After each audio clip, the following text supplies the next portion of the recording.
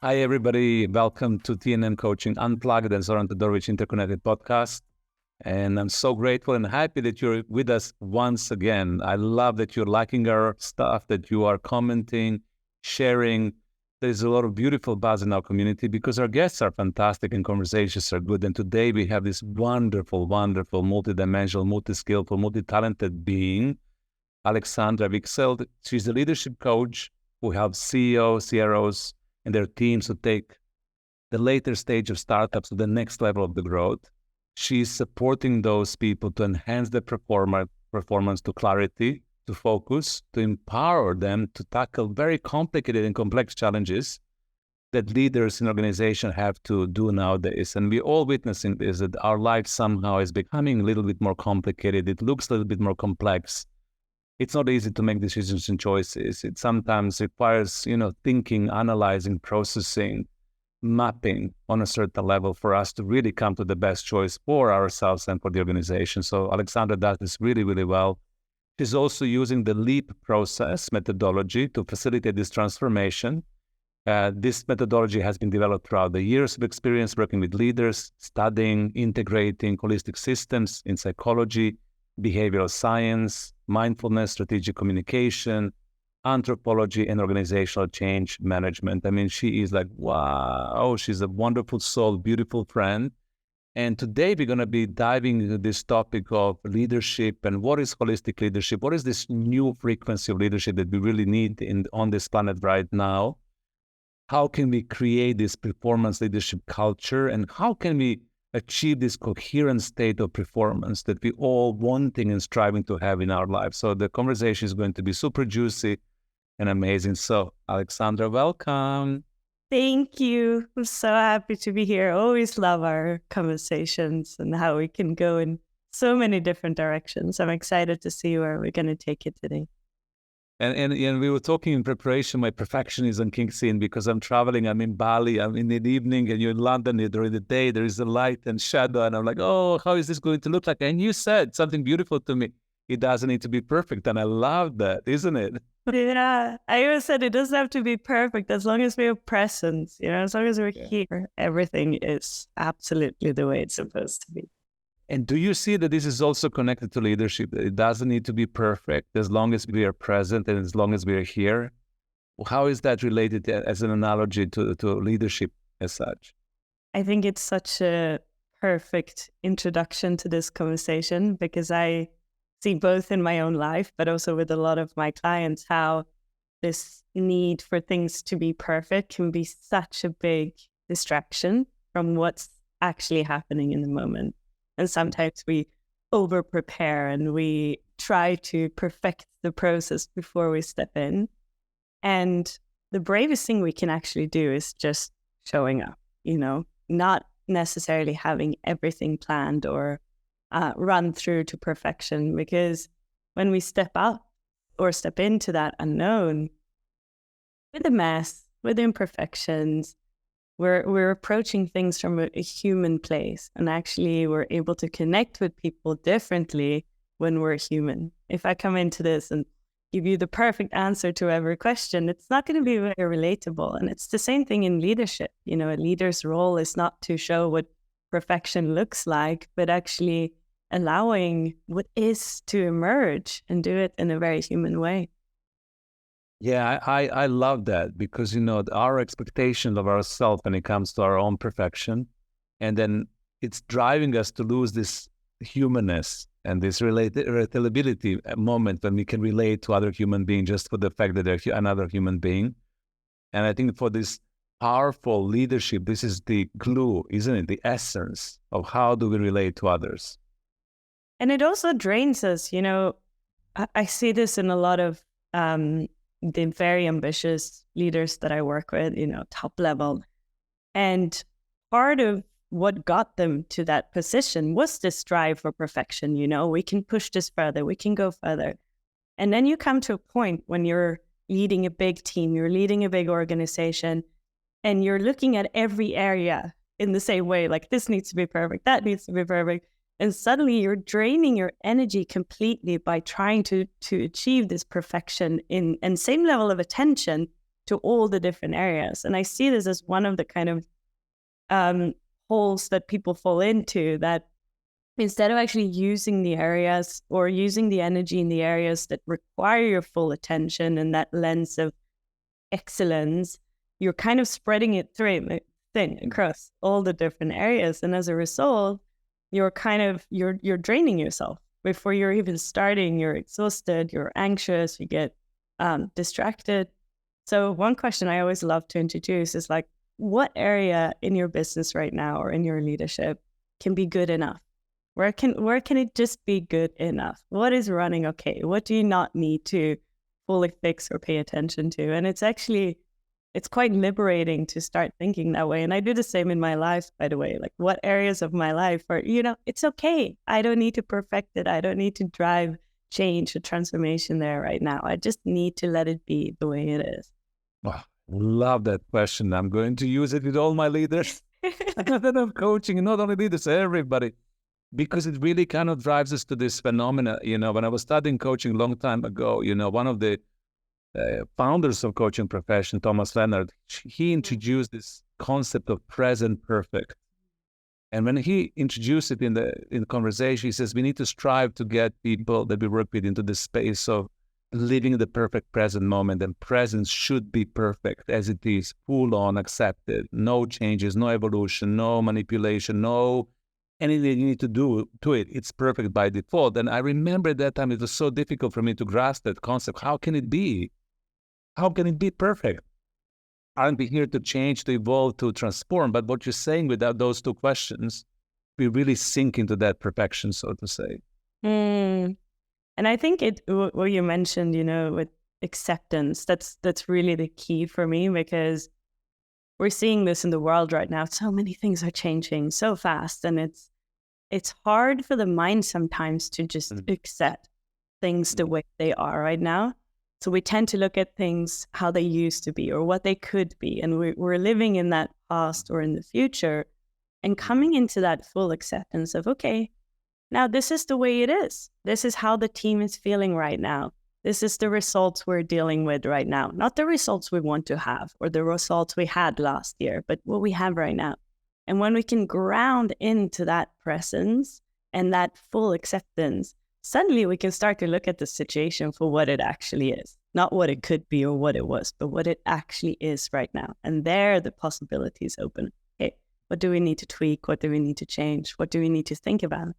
And how do you do that? I mean, I always ask challenging questions that I'm channeling now.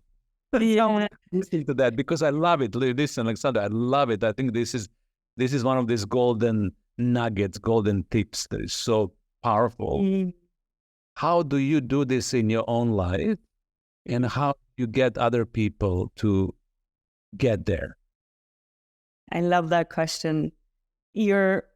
I think you're touching upon something that is so fundamental, and it's actually something that I think my whole life has been this dance between acceptance and striving for more changing, fixing.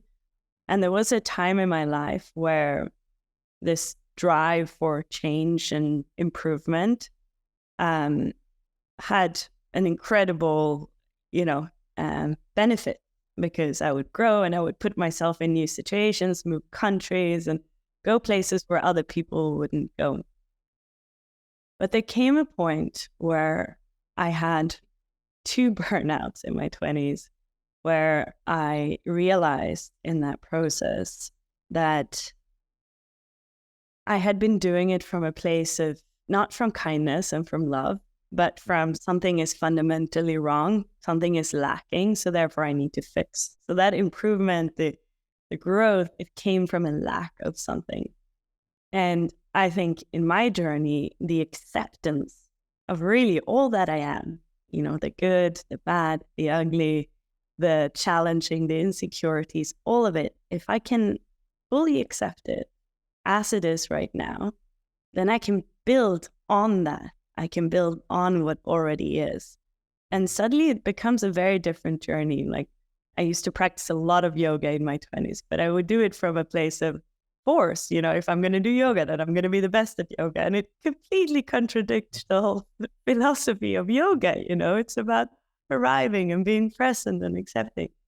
So I wanted to start by sharing that personal experience because I think it's informed a lot of the way I coach as well in my leadership coaching. And I see a very similar path of a lot of the leaders I work with. There's always something to fix, always something to do. And the first step really with any session or anything I do with anyone is like, what is your reality right now? What does it look like? What are the outcomes you're creating? What are the behaviors that you tend to fall into? How do you think about life? How do you think about yourself? And what are the emotions that lay and drive that? Is it emotions of anxiety, of fear, or is it joy and curiosity? What is underneath that? And then finally, like where did that grow from? Where did it come from? In my childhood, growing up in Stockholm, I'm Swedish Ethiopian. There was all sorts of questions of, am I enough? Do I look like others? Can I do what others can do, etc.? And I think once we get into the source of what creates certain behaviors and drivers, we can start to play with that. And I'm not saying, okay, therapy talk, let's talk about your childhood and fix it, but understanding really where you develop these different personas and patterns. So a very long story to arrive to this point of full acceptance of what is right now, who you are, diving deeper into those layers. And then from there, what can we create with that? Not what can we fix or change, but what can we create from that place? And I can also share my personal experience when I'm able to create that level of awareness. And I'm with you, getting into the level of the source, what changed, what created certain behaviors, what originated certain thoughts, what were the situation in your life that, form your personality, so to say, your identity. It's not about analysis for me and getting into a therapy moment. It's about being aware and deep awareness and understanding yourself on a deeper level. We always say in leadership, when I teach leadership, I always say to our leaders, the first step in leadership is knowing yourself. If you don't know yourself, you cannot lead others because they don't know who to follow. Who are you? Yes. Why would people follow you? You need to know you. So on a certain level, knowing that yourself on the level of the source, becoming aware, it's super important. And I love what you're saying because my experience is the same. When we become aware on the level of the source, we know what it is, then we can get creative, right? Yeah. And the opportunities show up. We accept the presence. We don't try to manipulate it to make it into what is something that we want it to be, or wishful thinking. We don't hide it. We don't struggle with it, wrestle with it. And I see this in myself sometimes, in the leaders wrestling with this. We accept it. And then through that acceptance, the direction comes. And then it's very actually easy and fun to move to the next iteration, so to say, isn't it? Exactly. And when we start to accept ourselves, we also have a whole other level of acceptance from others. We're not triggered in the same way. We're frustrated. Like, how can he say something like that in a meeting? Where did this stupid idea come from? We get very judgmental. When we judge ourselves, we very easily judge others as well. And I think understanding where we come from, and it's a very vulnerable exercise to do with yourself, even more so to do with others. But I actually, a couple of weeks ago, I helped facilitating this offsite with an exec leadership team. And they did an exercise over dinner, which I thought was extremely powerful for all of them. They've been working together for a long time. They're late stage. A lot of them have been in the journey together, building this company. But they did this exercise where they had to draw this lifeline of their life. What are the high points? What are some of the low points? And what has that given you today? And it was really remarkable to see all the reflections from that exercise, because they all stepped in to complete vulnerability and shared things that they haven't shared with anyone before. And actually, when we prepared for this exercise, I challenged the guy who was guiding it to, really encourage people to be vulnerable. And it started with the CEO. And I said, you have an advantage here because people are very competitive in this team. So nobody's going to want to be less vulnerable than the other. So in this moment, that's a great vulnerability. I'm going to race you to it. That's your childhood trauma. Let me show you what I got. And actually, but what it created is deep, deep, deep intimacy in a moment, sharing things that you haven't shared with anyone. And as a result, what grows from that? Trust, compassion, understanding. Wow, I didn't know you had experienced that. It makes sense why you're the way you are today. It makes sense why you respond to situations in this way. And that's where compassion and understanding grows. It's from that deep, intimate vulnerability.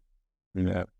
And that guides us into one of the topics of our conversation today, this holistic approach to leadership, the new frequency of leadership, and what is necessary for all of us to create this coherent state of performance that we all want to create nowadays. And I think one of these dimensions of that new holistic leadership is what you're talking about, Brian, which is vulnerability that creates deeper intimacy. And that for me goes beyond psychometric assessment tests. When you test the personalities of the team and then you get to know people on the level of personality through their behaviors. I think when people open up in vulnerability, they go deeper. You know, they know the human being behind the personality, not only the personality traits or the ego, self, and so on and so forth. And I think this is something that we need to take into consideration, especially for the leaders who are listening to this, for the HR professionals, that we move beyond that into something much more powerful, which is the holistic approach that we love. And then the vulnerability is one of the first dimension of it. So what else, from your perspective, Alexandra, it's important to take into consideration when we are growing this new leadership paradigm of holistic approach to leadership, coherence, performance? What are the other elements or dimensions or frequencies, however we want to call them, that are necessary?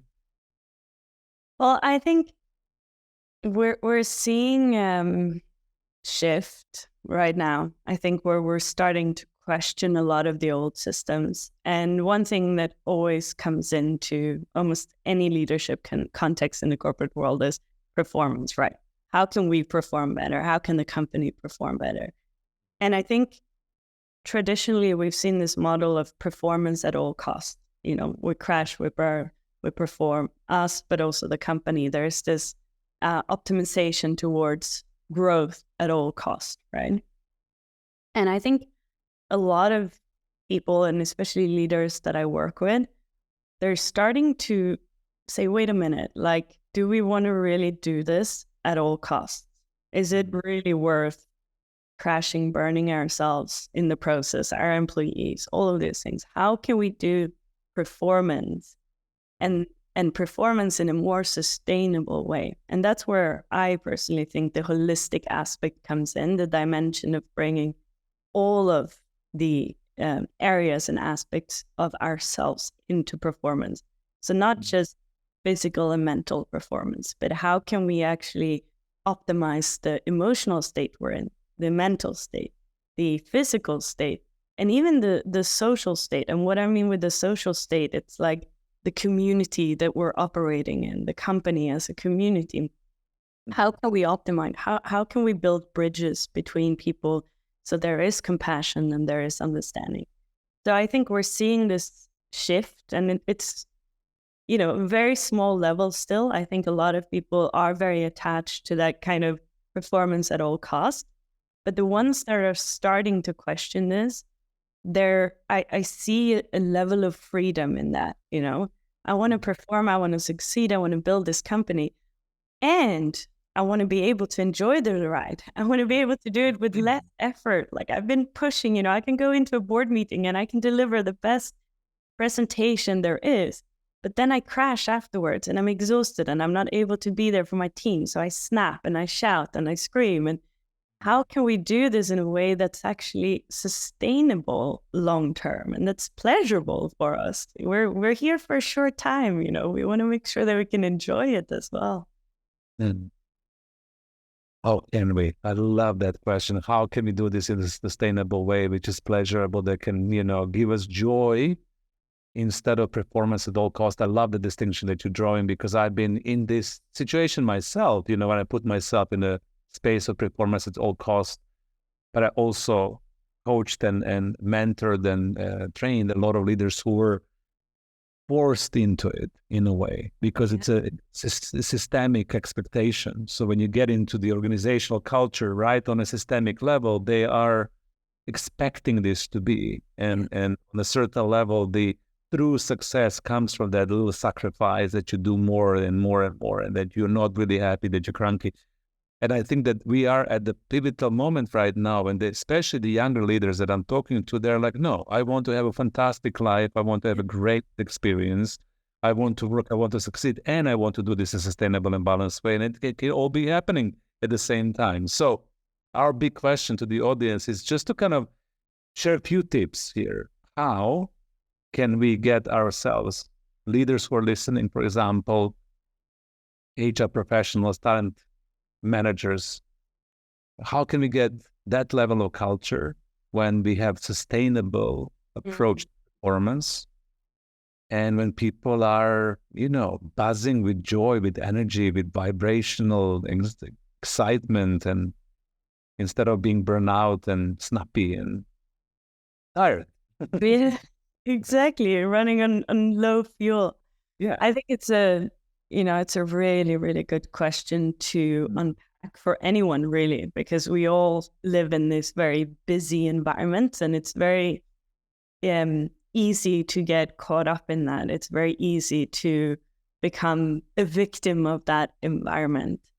And I think the first step really is to even play with the idea of, is it possible? And if so, what would that look like? So on a belief level, right now, the kind of mainstream belief is that in order to succeed, you need to push and force, and you need to do it with, growing up in Sweden, there was always this mentality that life is hard and work is hard. So you're going to have to accept that and do it that way. And I think if we can play with the belief that it doesn't have to be that way, then suddenly the questions we can ask ourselves change, because we're not fighting. We're actually playing, just at this point, as an assumption or a hypothesis that life could be more fun and we can do this in a different way. And for me, it starts with this idea that we have a vision of, okay, let's say that it is possible. What would it look like? What would it feel like? What would it look like to have fun and to be free at work? What would it look like to be able to have a vulnerable conversation with somebody? What would a thriving situation at work and in leadership look like? And when we start to play with that vision, we're not coming from a place of limitation, but at this stage, we're just playing with the idea, right? So we're painting the vision. And then we can start to look at, okay, what are the things that I'm currently doing that is preventing me from being there? What are the things that are standing in the way? And the first two, or the two categories that I always come across with people I work with, is time. I don't want to have enough time to be thinking strategically or to reflect on this. I don't have time. So I always look at their calendar and schedule. Okay, show me your calendar and I'll tell you who you are. And we start to look at, okay, what is this? What is this for? And then for a few weeks, it's about stripping the things that are actually not bringing you towards that vision. So do you really need to have that meeting? Do you really need to be in that conversation? You really need to micromanage that situation. No, actually, you're right. I can give it to that person. No, I can empower that one to take it over. And suddenly they have a lot more free time. Now, that poses the next challenge. Okay, what do I do with all this free time? What do I fit with? How do I approach it? And a lot of the times for leaders, it's a question of, how can I put my mind into the deep questions and the strategic thinking here? And then it's like, okay, what's the best environment to do that? How can I best do that? And what are the big questions really that I need to answer right now? What are the uncomfortable questions that I might be avoiding because it challenge everything the way it is right now? And there I love to ask people okay, where does your best ideas come? What are the prerequisites for those ideas to flourish? And nobody ever says, oh, it's in a board meeting or in an all hands meeting or in a, team catch up. No, that's not where the best ideas come from. It's in the shower. It's when I go for a walk. It's when I'm having a massage and all of these things.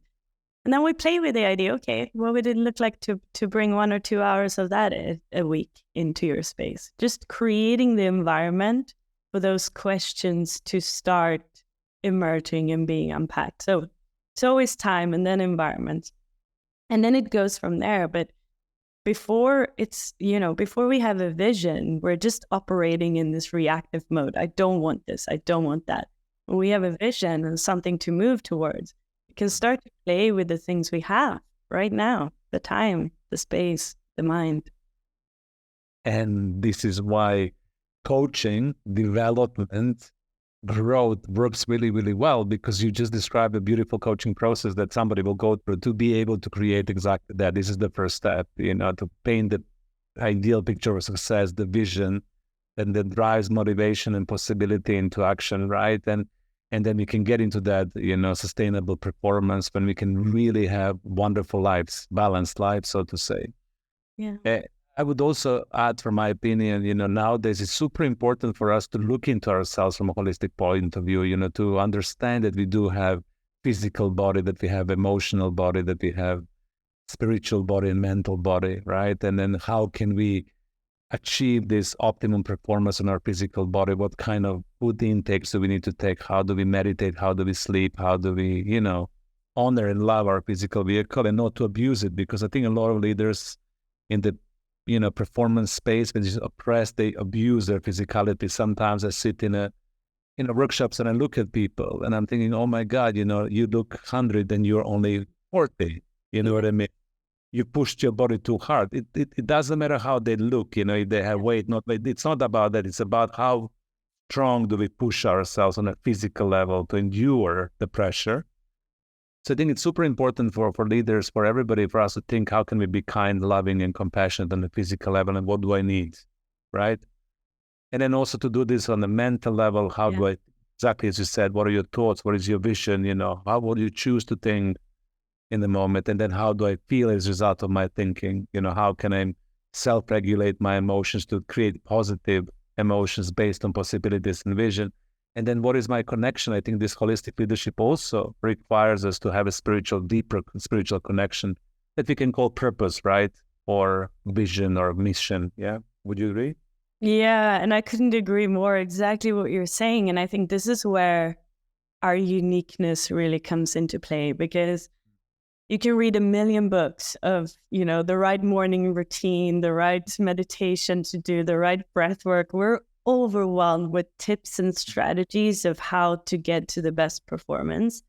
And what I always say with the people I work with, and this comes from what I've learned myself, is there is not one recipe. Like, work with what you have. Like, what's the way that you wish it was secretly done? If you don't like to sit in meditation for 30 minutes and you find that it gives you more anxiety, then for God's sake, don't do it. Like, don't do something just because somebody says that you should. All the things that comes in the conversation, in the coaching conversations, that comes from a place, I should be doing this, I should be running it. I always say, well, what would happen if you don't? Let's find something let's work with what you have. Some people, it's playing tennis for an hour.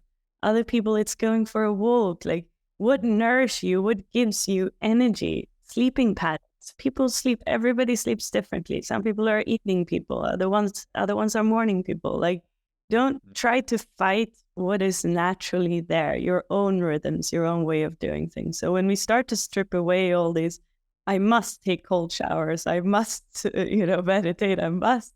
And we make it... Wake up 5 a.m. in the morning and be part of 5 a.m. club, because everybody's doing it right now, right? I must. I tried that for so many years, and I'll tell you one thing.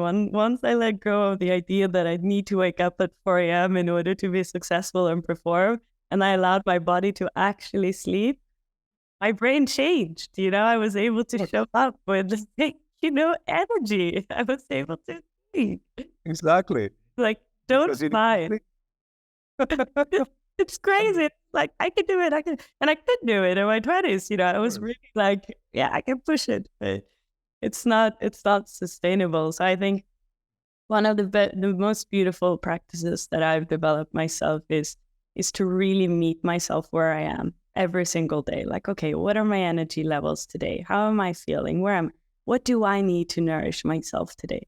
what do I need to kind of bring myself back to peace? And some days that's a high intensity workout. Other days it's lying flat on the yoga mat and just breathing. I put very little judgment of what that looks like every day. And I think as a result, it creates a lot of freedom for me to just meet myself where I am. And that's our call for action for you, for people who are listening. Meet yourself where you are. Give yourself permission to really tune to yourself, and without any excuse, because I always hear the excuse. It's like when I'm coaching, but I would love to do what Alexandra is saying right now, but I have no time. I have kids. I have this. I have that. We all do. Life happens to all of us. Yeah, exactly. It's our relationship, how we orchestrate our life and how we create that dictates the outcome. So do that. I think that's a wonderful call from you, Alexandra, for us to really be tuned into ourselves to what we need to be able to be at that peak performance on a daily basis. And sometimes it takes a lot of trial to get there, trying a lot of different things. And I think that's the only way we can discover what really works for us. If we're not trying the yoga or the 4 a.m. wake up, we won't know whether it's right for us. And then with anything, it's uncomfortable in the beginning. I'm a big fan of efficiency. I like quick fixes that can reset the situation. And like we spoke about earlier this week, I think the breath it doesn't matter where you are. It's such a quick way to just coming back into the moment, breathing in for 6 seconds, breathing out for 6 seconds.